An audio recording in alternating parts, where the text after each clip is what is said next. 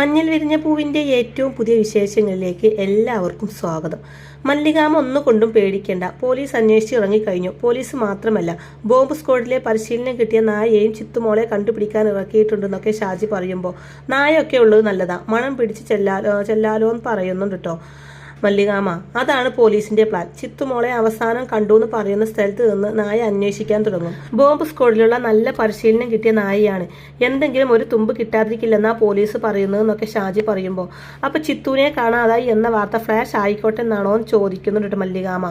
കുറച്ചൊക്കെ വാർത്ത പോവും, കഴിയുന്നതും ആരും അറിയാതെ ചെയ്യണമെന്ന് പറഞ്ഞിട്ടുണ്ട്. അവരത് ചെയ്യും. ഇല്ലെങ്കിലും ഇനിയിപ്പോൾ അങ്ങ് നോക്കിയിരിക്കാൻ പറ്റില്ലല്ലോ, നമുക്ക് വലുത് ചിത്തുമോള, അവളെ എങ്ങനെയെങ്കിലും കണ്ടുപിടിച്ചല്ലേ പറ്റൂ എന്നൊക്കെ ഷാജി പറയുമ്പോൾ സഹിക്കാൻ കഴിയാതെ വിഷമിച്ചിരിക്കാനിട്ട് മല്ലികാമ. അപ്പൊ ഷാജി പറയുന്നുണ്ട്, വിഷമിക്കാതിരിക്കും മല്ലികാമേ, അധികം വൈകാതെ നമുക്ക് ചിത്തുമോളെ കണ്ടുപിടിക്കാൻ പറ്റുമെന്ന് പറഞ്ഞ് സമാധാനിപ്പിക്കുന്നുണ്ട് ഷാജി. അതിനുശേഷം കാണിക്കുന്നത് ബോംബ് സ്ക്വാഡ് നായയെയും കൊണ്ട് എത്തുകയാണ്. ചിത്തിരിയും നിരഞ്ജനയും കണ്ട് സംസാരിച്ചു എന്ന് പറയുന്ന വഴികളെല്ലാം നായ മണം പിടിക്കുന്നുണ്ട് കേട്ടോ. അപ്പൊ ഇതേ സമയം ചിത്തിരിയുടെ കൂട്ടുകാരെല്ലാം അത് നോക്കിക്കൊണ്ട് നിൽക്കുന്നുണ്ട്. പട്ടിയെ എന്തിനാ ഇവരിവിടെ കൊണ്ടുവന്നത് എന്നൊരു കൂട്ടുകാർ ചോദിക്കുന്നതും ഇവിടെ വെച്ചാണല്ലോ ചിത്തിരിയും നിരഞ്ജയും അവസാനം കണ്ടത്. ഇവിടെ നിന്ന് എവിടേക്കാണ് പോയതെന്ന് അറിയാനാണ് പട്ടി മണം പിടിക്കുന്നതെന്ന് മറ്റൊരു കൂട്ടുകാർ പറഞ്ഞു കൊടുക്കുന്നുണ്ട്. മണം പിടിക്കുന്ന പട്ടി ചിത്തിര പോയ വഴിയിലൂടെ തന്നെ പോകും, എന്നിട്ട് എവിടെയുണ്ടെന്ന് കണ്ടുപിടിക്കുന്നൊക്കെ അവരിങ്ങനെ പരസ്പരം സംസാരിക്കുന്നുണ്ട് കേട്ടോ. അതിനുശേഷം മണം പിടിക്കുന്ന പട്ടി നേരെ മനുതൻകാട് ലക്ഷ്യമാക്കി പോവാണ്. പോലീസുകാരും അവരുടെ കൂടെ തന്നെയുണ്ട്. അപ്പോൾ ചിത്തിരിയുടെ കൂട്ടുകാരുകളും അവരുടെ പുറകെ ചെല്ലുന്നുണ്ട് കേട്ടോ. ചിത്തിരിയാണെന്നുണ്ടെങ്കിൽ ബോധമില്ലാതെ ആ കുഴിയിൽ മയങ്ങി കിടക്കുകയാണ്. തുടർന്ന് നായ ചിത്തിരിയെ അപകടത്തിൽപ്പെടുത്തിയിരിക്കുന്ന ആ കുഴിക്കരികിൽ തന്നെ എത്തുന്നുണ്ട് കേട്ടോ. അവിടെ എത്തിയതിനു ശേഷം കുരക്കൊക്കെ ചെയ്യുന്നുണ്ട്. ശേഷം നായ ആ കുഴിയുടെ അടുത്തേക്ക് ചെന്ന് നിൽക്കുന്നുണ്ട് കേട്ടോ. അപ്പോൾ പോലീസുകാരും ബോംബ് സ്ക്വാഡും ഒക്കെ അവിടെ വന്ന് നോക്കുമ്പോൾ ചിത്തിര ബോധമില്ലാതെ ആ കുഴിയിൽ കിടക്കുന്നത് കാണുകയാണ്. അപ്പോൾ ഉടനെ തന്നെ ഒരു പോലീസുകാരൻ ഇറങ്ങി ചിത്തിരയെ ആ കുഴിക്കുള്ളിൽ നിന്നും പുറത്തെടുക്കുന്നുണ്ട്. ഇതേ സമയം തന്നെ ഷാജിയും മല്ലികാമയും അവിടേക്ക് എത്തുന്നുണ്ട് കേട്ടോ.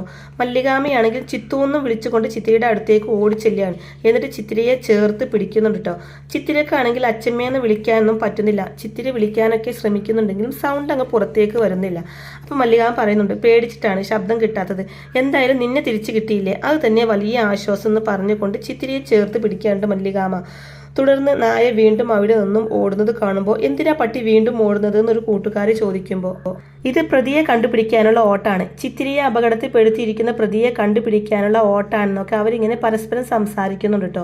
അപ്പം മറ്റൊരു കുട്ടി അത് നിരഞ്ജനയല്ലേ എന്ന് ചോദിക്കുമ്പോൾ അതെ, നിരഞ്ജനയെ പട്ടി പിടിക്കും, അതോടെ അവളുടെ കാര്യം പോക്കാണെന്നൊക്കെ കൂട്ടുകാരികൾ സംസാരിക്കുന്നുണ്ട് കേട്ടോ. അതിനുശേഷം പോലീസ് വണ്ടി നേരെ പ്രതിഭയുടെ വീട്ടിൽ ചെന്ന് നിൽക്കുകയാണ്. അപ്പോൾ നായയെ കാണുന്നതും സോനയും ശരിക്കും ഒന്ന് പേടിക്കുന്നുണ്ട് കേട്ടോ. പ്രതിഭക്കും പേടിയാവുന്നുണ്ട്. തുടർന്ന് നായ നിരഞ്ജനയെ നോക്കി നിർത്താതെ കുരയ്ക്കുകയാണ് ചെയ്യുന്നത്. അങ്ങനെ പോലീസുകാർ നിരഞ്ജനയെ അവിടെ നിന്നും കൊണ്ടുപോകുന്നുണ്ട്. അതിനുശേഷം സോന പൊട്ടിത്തെറിച്ചുകൊണ്ട് പ്രതിഭയോട് പറയുന്നുണ്ട്, തൃപ്തിയായല്ലോ നിങ്ങൾക്ക്, പാവം കുട്ടിയെ പോലീസുകാർ കൊണ്ടുപോയപ്പോൾ സമാധാനമായല്ലോ, നിങ്ങൾ ഈ കുടുംബം നശിപ്പിക്കും, അത്രക്ക് വൃത്തികെട്ട സ്ത്രീയാ നിങ്ങൾ, ഇതുകൊണ്ടൊന്നും തീർന്നു നിങ്ങൾ കരുതണ്ട, പോലീസുകാരെ അവളെ കൊണ്ട് എല്ലാം പറയിപ്പിക്കും, കരുതിയിരുന്നോ, നിങ്ങളും ജയിലിൽ പോവേണ്ടി വരുന്നൊക്കെ പറഞ്ഞുകൊണ്ട് സോന ശരിക്കും പൊട്ടിത്തെറിക്കുന്നുണ്ട് കേട്ടോ പ്രതിഭയുടെ നേരെ. അതിനുശേഷം കാണിക്കുന്നത് പോലീസ് കസ്റ്റഡിയിൽ ഇരിക്കുന്ന നിരഞ്ജനയാണ് കേട്ടോ. അപ്പോൾ നിരഞ്ജന എനിക്ക് വീട്ടിൽ പോകണമെന്ന് പറയുമ്പോൾ പോലീസുകാർ പറയുന്നുണ്ട്, വിടാം, അതിനു മുമ്പ് ഞങ്ങൾക്ക് ചില സത്യങ്ങളൊക്കെ അറിയണം. എങ്ങനെ ചിത്തിര മരുതൻ കാട്ടിലെത്തി, ആരാണ് അവളെ അവിടെ എത്തിച്ചത്, എന്തിനാണ് പോലീസ് നായ മണം പിടിച്ച് നിരഞ്ജനയുടെ അടുത്ത് എത്തിയത്, പറ. മോൾ ഇതിനെല്ലാം ഉത്തരം പറഞ്ഞു കഴിഞ്ഞാൽ പെട്ടെന്ന് തന്നെ തിരിച്ചു പോകാം, അല്ലെങ്കിൽ പറയുന്നത് വരെ ഇവിടെ ഇരിക്കേണ്ടി വരുന്നൊക്കെ അന്വേഷണ ഉദ്യോഗസ്ഥൻ പറയുന്നതും പറയാമെന്ന് പറയുന്നുണ്ട് നിരഞ്ജന. ശേഷം ക്യാമറ ഓൺ ചെയ്യാനും അന്വേഷണ ഉദ്യോഗസ്ഥൻ പറയുന്നുണ്ട്. തുടർന്ന് നിരഞ്ജന ഉണ്ടായ കാര്യങ്ങളെല്ലാം പറയാൻ തുടങ്ങുകയാണ്. ഞാനാണ് ചിത്തിരിയെ മരുതൻ കാട്ടിൽ എത്തിച്ചത്, നായിക്കങ്കിൾ പറഞ്ഞിട്ടാണ് ഞാൻ അങ്ങനെ ചെയ്തത്, എൻ്റെ അച്ഛമ്മയെ രക്ഷിക്കണമെങ്കിൽ അങ്ങനെ ചെയ്യണമെന്ന് നായിക്കങ്കിൾ പറഞ്ഞു എന്നൊക്കെ നിരഞ്ജന നടന്ന സംഭവങ്ങളൊക്കെ പറയുന്നുണ്ട് കേട്ടോ. ഞാൻ ചിത്തിരിയെ അവിടെ എത്തിക്കുന്ന സ്ഥലത്ത് അങ്കിൾ അവിടെ ഒരു അടയാളം വെച്ചിരുന്നു. ആ ഭാഗത്തേക്ക് ഒരു കാരണവശാലും ഞാൻ പോകരുതെന്നും അങ്കിൾ വിലക്കിയിരുന്നു. ആ ഭാഗത്തേക്ക് ചിത്തിരയെ എത്തിക്കാനായിട്ട് പറഞ്ഞു.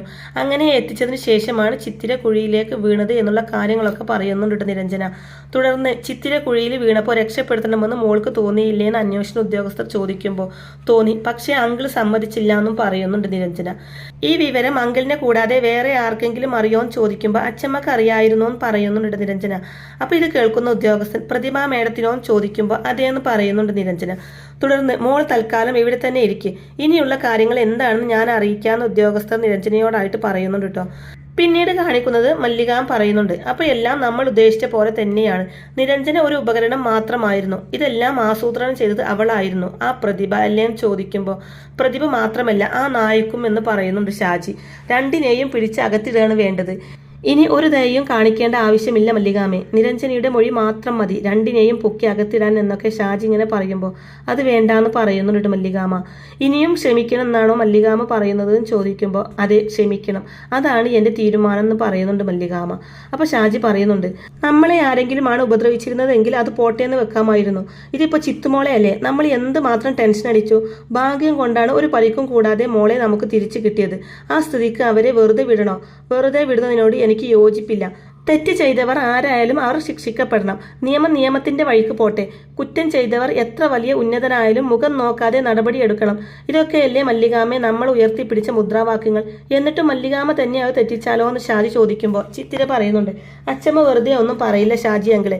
എന്നെ ആരെങ്കിലും എന്തെങ്കിലും ചെയ്താൽ അവർക്ക് മാപ്പ് കൊടുക്കുന്ന പ്രകൃതമല്ല അച്ഛമ്മയുടേത്.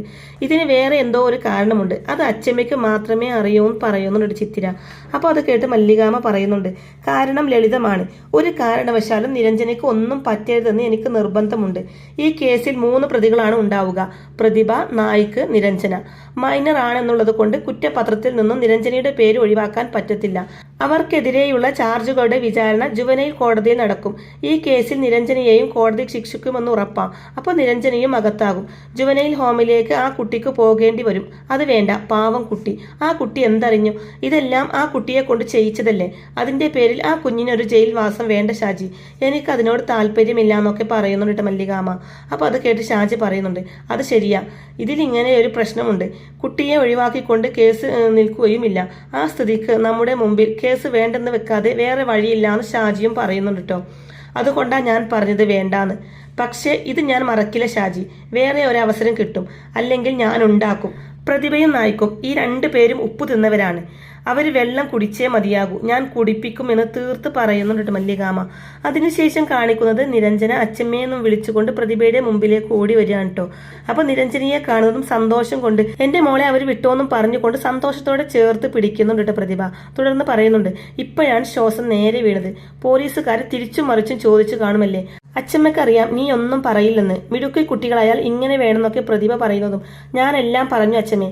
ചിത്തിരിയെ മരുതൻ കാട്ടിൽ എത്തിച്ചത് എന്തിനാണെന്നും അത് ആര് പറഞ്ഞിട്ടാണെന്നും ഒക്കെ ഞാൻ പോലീസുകാരോട് പറഞ്ഞു എന്നൊക്കെ നിരഞ്ജന പറയുമ്പോൾ എന്നിട്ടും അവർ എന്തിനായിരിക്കും നിന്നെ വെറുതെ വിട്ടത്? സാധാരണ ഇതുപോലൊരു കേസ് കിട്ടിയാൽ കൊടുക്കാൻ നോക്കേണ്ടതാണല്ലോ അവർ എന്താ വേണ്ടാന്ന് വെച്ചതെന്നൊക്കെ പ്രതിഭ സ്വയം ഇങ്ങനെ പറയുന്ന സമയത്ത് ദയ കൊണ്ടാണെന്നും പറഞ്ഞുകൊണ്ട് സോന അങ്ങോട്ടേക്ക് വരുന്നുണ്ട് കേട്ടോ. നിങ്ങളോടുള്ള ദയ കൊണ്ടല്ല, ഇവളോടുള്ള ദയ കൊണ്ട് എന്ന് പറയുന്നുണ്ട് സോന. ഈ കേസ് മുന്നോട്ട് പോയി കഴിഞ്ഞാൽ നിങ്ങൾ 3 പേരും അകത്തായി പോവും. നിങ്ങള്, നായിക്ക്, പിന്നെ ഇവള്.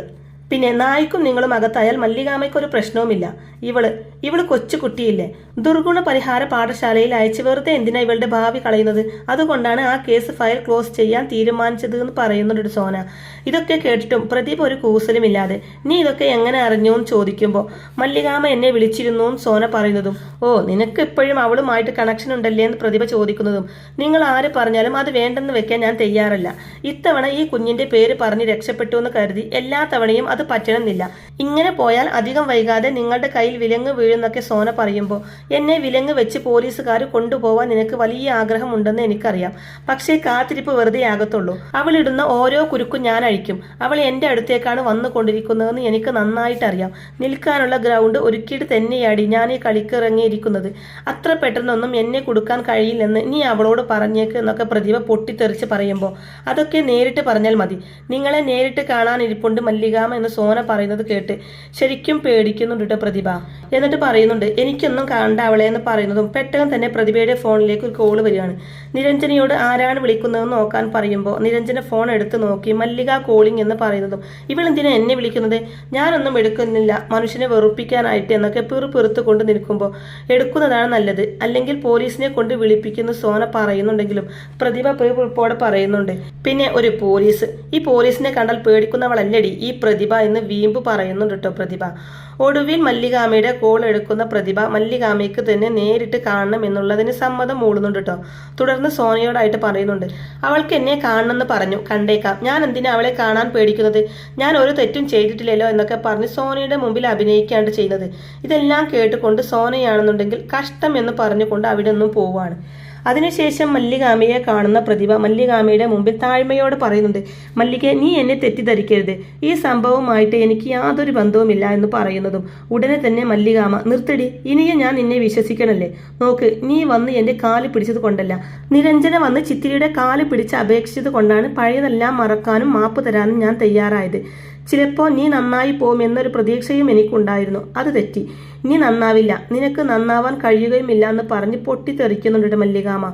ഒരു ഭാഗത്തു കൂടെ നീ എന്നെ പുണർന്നു, വേറെ ഒരു ഭാഗത്തു കൂടെ നീ എന്നെ കൊതുകുകാല് വെട്ടി, മറക്കില്ല പ്രതിഭ നീ ചെയ്തത്. നിനക്ക് തന്ന ഔദാര്യം ഇപ്പോ ഈ നിമിഷം ഇവിടെ വെച്ച് പിൻവലിക്കുക, ഇനി നീ അനുഭവിക്കും, ചെയ്ത തെറ്റുകൾക്കുള്ള ശിക്ഷ നിനക്ക് കിട്ടുകയും ചെയ്യും. കാറ്റ് വിതച്ച് കൊടുങ്കാറ്റ് കൊയ്യടി നീ ഇപ്പോൾ ചെയ്തതെന്നൊക്കെ പ്രതിഭയുടെ മുഖത്ത് നോക്കി തുറന്നടിക്കുമ്പോൾ പ്രതിഭ വീണ്ടും ഒരു തവണ കൂടി എന്നോട് ക്ഷമിക്കുമെന്ന് പറഞ്ഞ് യാചിക്കുമ്പോൾ, ഇല്ല, ഇനി നിനക്ക് മാപ്പില്ല, ഒത്തുതീർപ്പുമില്ല, നിനക്ക് ഞാനും എനിക്ക് നീയും ഇന്നു മുതൽ അന്യരാണെന്ന് വെട്ടി തുറന്ന് മല്ലികാമ പറയുന്നതും കാണിച്ചുകൊണ്ടാണ് കേട്ടോ ഇന്നത്തെ ഈ ഒരു എപ്പിസോഡ് അവസാനിക്കുന്നത്. അങ്ങനെ മഞ്ഞിൽ വിരിഞ്ഞ പൂവിൻ്റെ വളരെ ത്രില്ലിംഗ് ആയിട്ടുള്ള നല്ല അടിപൊളി എപ്പിസോഡുകളൊക്കെ ആയിരിക്കും ഇനി വരാനിരിക്കുന്നത്. അപ്പോൾ ഈ റിവ്യൂ ഇഷ്ടമായിട്ടുണ്ടെങ്കിൽ വീഡിയോ ലൈക്ക് ചെയ്യാനും ചാനൽ കൂടി ഒന്ന് സബ്സ്ക്രൈബ് ചെയ്ത് സപ്പോർട്ട് ചെയ്യാനും മറക്കല്ലേ ഫ്രണ്ട്സ്. താങ്ക്